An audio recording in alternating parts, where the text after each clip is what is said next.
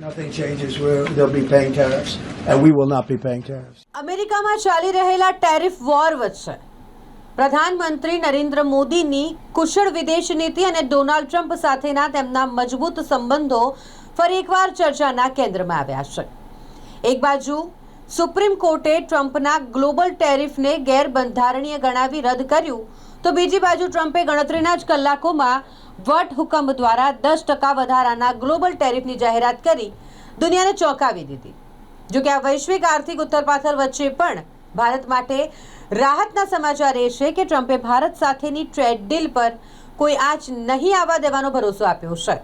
પ્રધાનમંત્રી નરેન્દ્ર મોદીના નેતૃત્વમાં ભારત જે રીતે વૈશ્વિક મંચ પર ઉભરી રહ્યું છે તેના કારણે જ ટ્રમ્પે સ્પષ્ટ કર્યું છે કે ભારત સાથેના કરારો પૂર્વવત આગળ વધશે।